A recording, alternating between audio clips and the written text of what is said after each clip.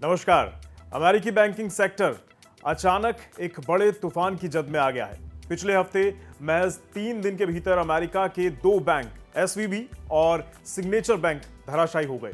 इससे न सिर्फ अमेरिका के फाइनेंशियल मार्केट में हड़कंप मच गया, बल्कि इस झटके से दुनिया भर के बाजार भी कांप गए। इन 2 बैंकों के डूबने से डर इस बात का पैदा हुआ कि क्या यह क्राइसिस ग्लोबल बैंकिंग सिस्टम को भी तकलीफ में डाल सकता है। अब इस आशंका को बढ़ाने वाली एक और घटना सामने आ रही है, जो बताती है कि बैंकों का संकट अमेरिका से बाहर निकलकर दूसरे देशों में भी फैलने लगा है।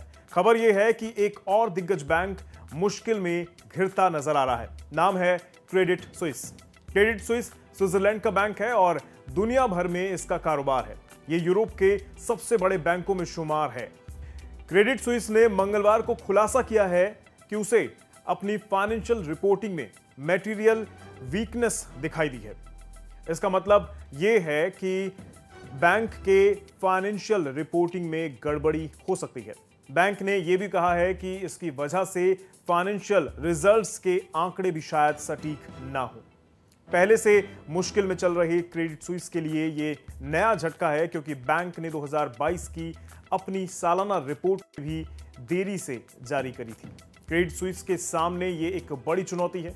खतरा इस बात का भी है कि क्या क्रेडिट स्विस डूब जाएगा। एनालिस्ट और लेखक रॉबर्ट कियोसाकी ने कहा है कि क्रेडिट स्विस धराशायी होने वाला अगला बैंक हो सकता है।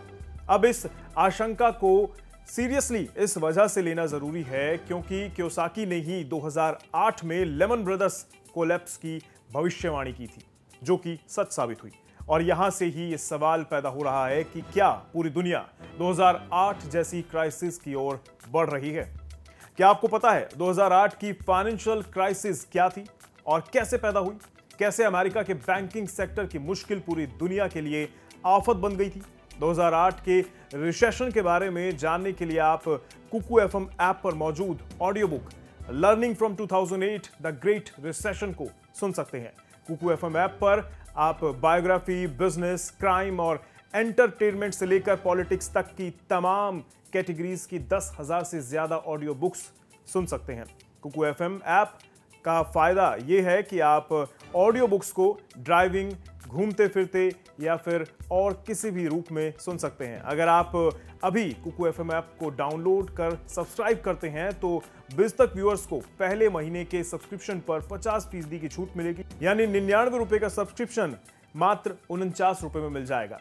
इस डिस्काउंट का फायदा उठाने के लिए आपको यूज करना होगा BIZ50 कोड। तो अभी डाउनलोड करें। डाउनलोड लिंक डिस्क्रिप्शन बॉक्स में आपको मिल जाएगा। अब टॉपिक पर लौटते हैं। क्रेडिट स्विस के लिए हालात इसलिए भी पेचीदा हैं क्योंकि इस साल फरवरी में बैंक ने बताया था कि उसे 2008 की फाइनेंशियल क्राइसिस के बाद से सबसे बड़ा सालाना लॉस हुआ है। बैंक ने यह भी कहा था कि पिछले साल की चौथी तिमाही में कस्टमर विड्रॉल में इजाफा हुआ था। उसमें थोड़ी कमी जरूर हुई है, लेकिन यह ट्रेंड बदला नहीं है, यानी कस्टमर्स अभी भी बैंक से पैसा निकाल रहे हैं। हालात ऐसे हो गए हैं कि क्राइसिस में फंसे इन्वेस्टमेंट बैंक के चेयरमैन एलेक्स लेमन को अपने $16.5 लाख के सालाना पेमेंट को छोड़ने के लिए मजबूर होना पड़ा है। इन सब खबरों से क्रेडिट स्विस के शेयर औंधे मुंह गिर गए हैं। बुधवार 15 मार्च को क्रेडिट स्विस के शेयर 17% तक गिरकर नए रिकॉर्ड लो पर चले गए हैं। इसकी एक वजह और भी है। बैंक के सबसे बड़े इन्वेस्टर सऊदी नेशनल बैंक ने कहा है कि वे क्रेडिट स्विस को और ज्यादा वित्तीय मदद अब नहीं दे सकते। सऊदी नेशनल बैंक के चेयरमैन अमरार अल खुदेरी ने कहा है कि वे बैंक की इस वजह से मदद नहीं कर सकते क्योंकि ऐसा करने से वे 10% की ऊपरी लिमिट को क्रॉस कर जाएंगे और इससे रेगुलेटरी मसले खड़े होंगे। सऊदी बैंक ने पिछले साल क्रेडिट स्विस में करीब 10% स्टेक $1.5 अरब में खरीदा था, यानी बैंक की मदद के लिए उसका सबसे बड़ा शेयर होल्डर भी हाथ खोलने के लिए तैयार नहीं है। खैर, सवाल अब सबसे बड़ा यही है कि अमेरिका के सिलिकॉन वैली बैंक और सिग्नेचर बैंक की चिंगारी कहीं ग्लोबल फाइनेंशियल सेक्टर में बड़ी तबाही ना पैदा कर दे और कहीं ये संकट 2008 जैसी क्राइसिस में तब्दील ना हो जाए। तो एक बार फिर आपको याद दिला दें, कुकू एफएम ऐप पर बिजतक के यूजर्स को पहले महीने में सब्सक्रिप्शन पर 50% का डिस्काउंट मिलेगा। लिंक आपको डिस्क्रिप्शन बॉक्स में मिलेगा, तो जरूर डाउनलोड करें। धन्यवाद।